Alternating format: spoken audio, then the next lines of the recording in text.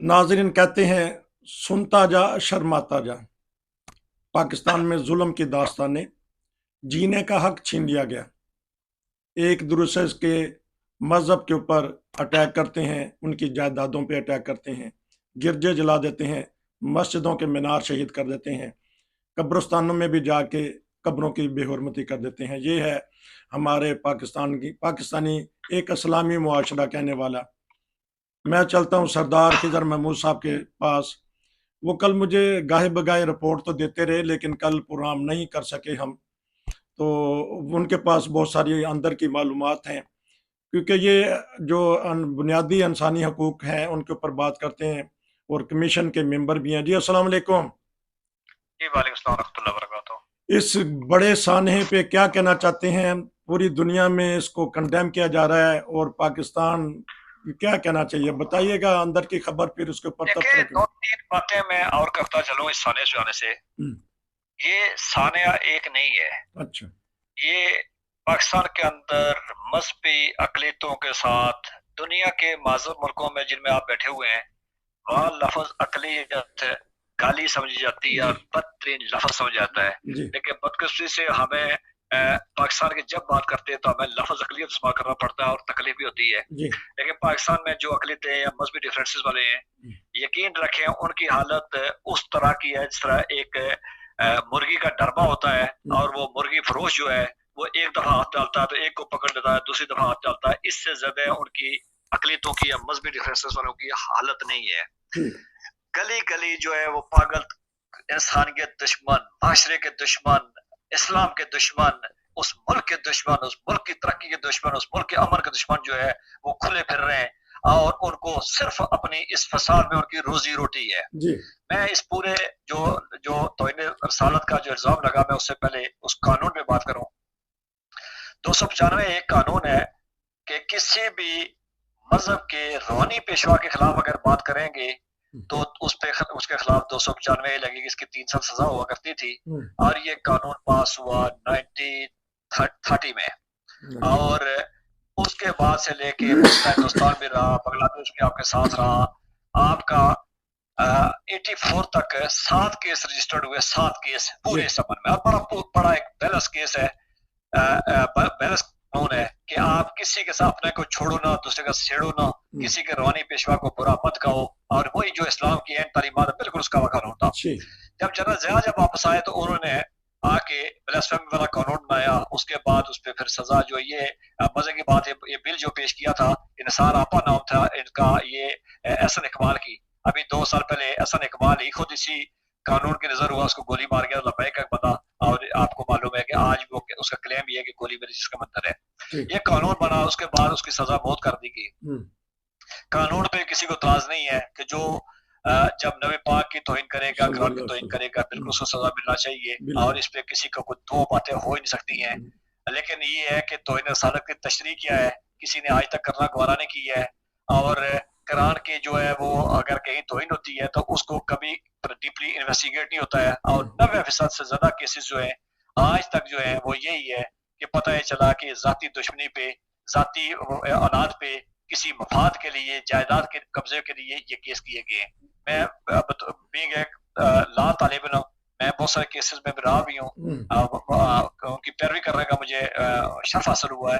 तो ये केसेस जो है सारे, जब इनको आपका एफआईआर पढ़ते हैं और आप डीएन से जब बात करते हैं तो 2 मिनट के बाद आपको समझ आ जाती है कि इस केस के पीछे कुछ बात कोई और है, सिर्फ आगे रखा गया। इस केस के बारे में बताइएगा, ये जड़ा वाले का केस की मैं अभी इसी केस पे आ गया। इस केस पे जिन पे इल्जाम है मुझे बताएं कि उन पे इल्जाम ये है कि उन्होंने कुरान की तौहीन की और उन्होंने किया क्या, एक लेटर लिखा कुरान के अवराक पे, किताबों को फाड़ के उन पे कुछ चीजें लिखी, अपने साथ उन्होंने तस्वीर लगाई, शनाख्ती कार्ड लगाया और घर के बिजली के गैस के बाहर लटका दिया। मुझे बताएं कि दुनिया का कौन सा बंदा है जो तौहीन करेगा और पाकिस्तान के अंदर चार्ज माहौल में वो फिर ये काम करेगा, अपना शनाख्ती कार्ड भी साथ लगाएगा, तस्वीर भी लगाएगा, बाप का नाम भी लिखेगा, दोनों बेटों का लगाएगा, अपने घर के मीटर के बाहर लगाएगा। और ये बात है सुबह 5 बजे की। असल मामला ये है कि वहां पे शौकत मसीह सिद्धू के नाम से एक असिस्टेंट कमिश्नर आए थे और सुना है कि वो चूंकि किसी गरीब घराने का होगा या मेहनत करके आया होगा, तो वो रिश्वत ही मारता था, सिफारिश ही मारता था। कुछ देर पहले किसी मामले में उसने सिफारिश भी करने की कोशिश की। और अलीपुर बंगला से खेप आई थी, वो खेप उसे पकड़ी है, वो छोड़े आई नहीं थी। और इस दौरान लब्बैक वाले कैंप लगा के वहां बैठे हुए थे। और जब ये हमला हुआ, ये सारा एक ड्रामा जब रचाया गया, इस टाइम तक उनके 6 चर्च, जहाँ उनकी बाइबल मुकद्दस थी, जहाँ उनकी स्लेब लगी हुई थी, उसके बाद 50 से ज्यादा घर, और उसके बाद वो डीसी ऑफिस, वो एसी ऑफिस, वो जला दिया गया है। मुझे बताया चले ठीक है, अच्छा मस्जिद से जो ऐलान कर रहा है वो कह रहा कि ईसाइयों ने, यानी अगर एक बंदा जब करे जो बम धमाका करे तो हम ये कहते हैं कि जिसके इस्लाम से तल्लक नहीं है जी।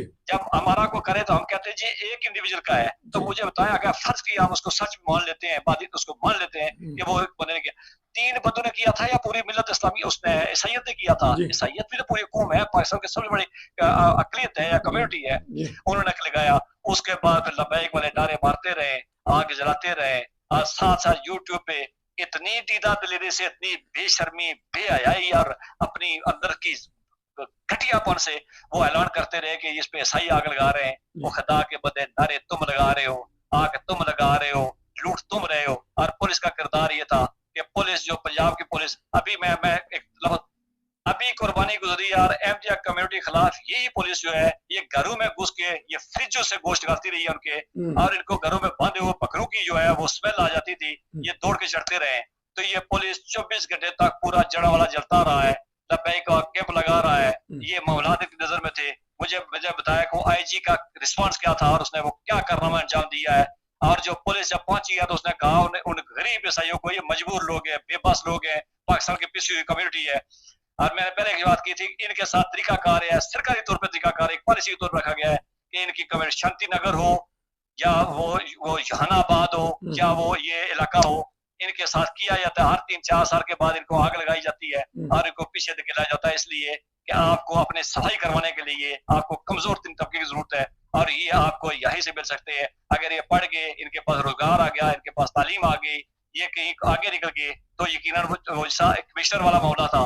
ये कमिश्नर अगर पूरे पाकिस्तान में 99% जो फौजी अफसर उसके जो इंतजामिया जो है वो पाकिस्तान की मुसलमानों की बैठी हुई है, मुसलमान मसलक बड़े मसलक से है, जो बात से अगर वो उनकी हमायत का मसला उनको नहीं बनता तो एक ईसाई जो कमिश्नर जो बैठा हुआ था वहां पे वो कितनी हमायत उनकी करता, लेकिन उसको टारगेट किया गया है और उसके बाद उस पूरे इलाके को जला के बसव कर दिया गया। पुलिस का किरदार ये था कि पुलिस जब वहां जाके पहुंची है तो पुलिस ने उन मजबूर बेबस औरतों को, आप उनकी हालत देखें, आप सो नहीं सकेंगे, उनको कहा कि तुम ये घरों के जो कागज उठाते हैं उठा सको, और उसके बाद ये उठा के तुम निकलो। उसके बाद उन घरों को लूटा गया है। ये कौन सा इस्लाम था जो लूटने का हुक्म देता था? कौन सा घर था जो उनके घरों को जलाने का हुक्म देता था? कौन सा इस्लाम था जो उनकी बच्चियों की जो के साथ खिलवाड़ करने की? और पुलिस जो है वो सत्तू पी के बैठी रही है, और ये खंजीर जिन्होंने पाले हुए हैं उनसे पूछे कि वो क्या कर रहे हैं, और वो कहाँ बैठे हुए हैं। ये मुल्क के अंदर लब्बैक का मैं अच्छा मैं एक सवाल कर लूं मैं आपसे। अब आपके जो अदारा है उसके ऊपर भी तो आता है ना कि आपने कहा कि पुलिस सत्तू पी के बैठी है, इंसानी कमीशन जो है हकूक का वो भी तो सत्तू पी के बैठा है, वो भी एक बस रिलीज दे देता है और शोहरत हासिल कर लेता है, तो उनका भी तो कोई किरदार होना चाहिए ना। बहुत अच्छा सवाल आपका। देखें, यूरोपीय यूनियन के कहने पे पाकिस्तान ने एक इदारा बनाया था, उसको national commission for human rights कहा जाता था, ठीक है नहीं? ये ठीक है, नेशनल NCHR के नाम से एक इदारा बना था, और वो जो पीछे तब्दीली सरकार आई थी उन्होंने उस इदारे का ना बजट दिया था ना उसको किया था, और वो रिकॉग्नाइज नहीं हुआ था। जहाँ तक HRCP को सरकारी इदारा नहीं है, एक HRCP एक NGO है, एक तंजीम है जिसका काम जो है वो सिर्फ बर वक्त उनकी निशानदेही करना, साल के बाद उन तमाम मजालम की जितने किसी कम्युनिटी के साथ होते हैं उनकी रिपोर्ट कंपाइल करके दुनिया के इदारों को सामने रखना कि हमारे साथ ये हुआ है, और उसके बाद उसका काम एडवोकेसी नहीं है, उसका काम काउंसलिंग है, और वो जो है रिपोर्टिंग है, फैक्ट फाइंडिंग है, वो फैक्ट फाइंडिंग करती है। इससे ज्यादा वो कर नहीं सकती है, उसके पास इख्तियार नहीं है।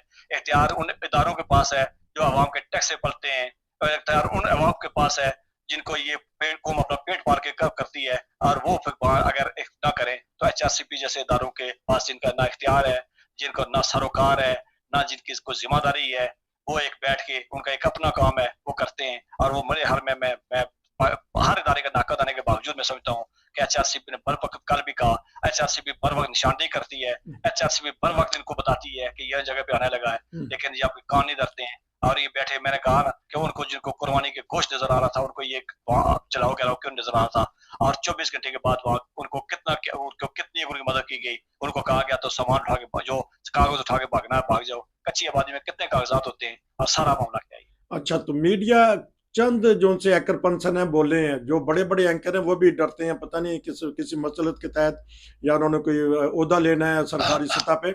आप किस तरह देखते हैं कि किरदार को अगर नाम लिए जाएं, उमर चीमा बोले हैं, अयाज सईद बोले हैं, और जरा हटके वाले तो बोलते रहते हैं, ये 5-7 बोलते हैं, लेकिन जो देखिए हमारा मीडिया तब बोलता है, बदकिस्मती से तब बोलता है। मैं आजाद की बात नहीं करता हूँ, वो यूट्यूब पे चैनल करते प्रोग्राम करते हैं या उमर चीमा करते हैं, तो वो तो चले अपना, जाहिर सी बात है वो अपना मौक़िफ़ रख के बोलते हैं या जो भी है।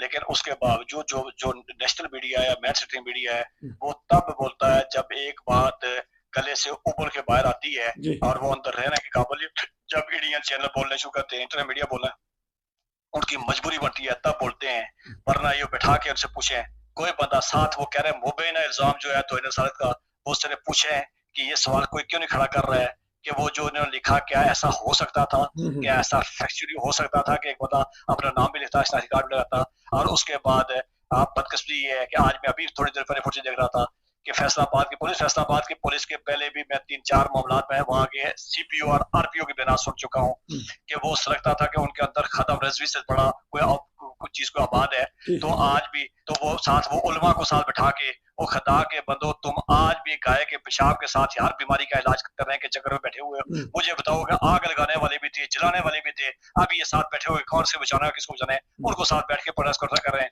जिस मुल्क में नसीर साहब आज 70 साल के बाद पोलियो का कतरा मौलवी की मर्जी के बगैर ही पिला सकते हैं, वो मुल्क कितना खुद मुख्तार है, वो कितना आजाद है और वो कितना क्या कर सकता है, ये एक क्वेश्चन मार्क है। अच्छा, हर दफ़ा हमारे उलमा कहते हैं कि इस्लाम अमन का दरस देता है, यकीनन हम सारे इस्लाम है ही इसका नाम, लेकिन ये आके कह देते हैं लेकिन इनका किरदार और होता है, मुंह से ये कुछ और कहते हैं। इस्लाम पे कोई बात नहीं की हमने, और इस्लाम वाकई अमन का ही दावेदार है, इस्लाम अमन की तालीम देता है, और इस्लाम की जहाँ जहाँ तालीम होगी वो अमन ही होगा। लेकिन मेरा सवाल ये है कि इन दहशतगर्दों से जिन्होंने घर लुटे, जिन्होंने चर्च जलाए, जिन्होंने खता की भेजी किताब को जलाया, जिन्होंने उनके उनके घरों को जलाया है, उनका इस्लाम से क्या ताल्लुक है, कौन सा इस्लाम है इसकी तालीम देता है। और जो साथ बैठे हुए हैं इनका एक पाकिस्तान में बड़ा आपने अभी सवाल किया मीडिया के, बड़ा टाइप सा एक जो है भूकंप आता है। होता क्या है कि जब मुल्क चल रहा होता है, कोई शहर चल रहा होता है, कोई बस्ती चल रही है, किसी जगह पे हमले हो रहे होते हैं, तो सारे चुपका सोच के बैठे होते हैं। जब वो अपना कारनामा अंजाम दे देते हैं, एक साइड से लंगड़ाता होता है, अशरफी आता है, मीडिया में बैठ के वो मजम्मत करता है, उसके बाद आपका मीडिया बोलना शुरू कर लेता है। ये स्टीरियोटाइप है, दुनिया को इस मुनाफिकों को पढ़ना होगा, इसको पहचानना होगा और इसको सदेबाप करना होगा। नहीं है तो ये जलती हुई आग आज एक घर को जला रही है, कल दूसरे को जलाएगी, कल तीसरे को जलाएगी। इस आग ने आग का काम चलना है और वो जलाती रहेगी, ये बचेगा कोई नहीं। वो उसका एक शेर है कि जलेंगे घर तो आएंगे तुम्हारे घर चलें उसको काट। तो नहीं, कोई बात नहीं, ये तो देखें, हमने तो बात की है कि हमारा चेहरा कुछ होता है, जुबान कुछ और कह रही होती है, हमारे आके उलमा बात कुछ कर रहे होते हैं, लेकिन हमारी गली मोहल्लों में बात कुछ और होती है। पूरा मुल्क जल चुका है।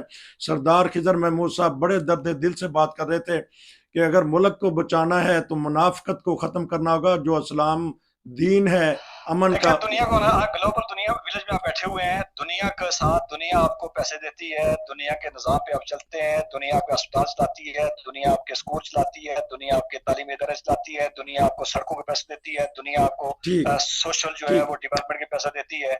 पोलियो से लेकर आप दुनिया से लेकर चलते हैं, तो दुनिया के साथ अगर आपने पहला एक प्रोग्राम भी हमने किया उसी में ये बात की है, तो दुनिया को देखना होगा कि मामलात कहाँ पे है।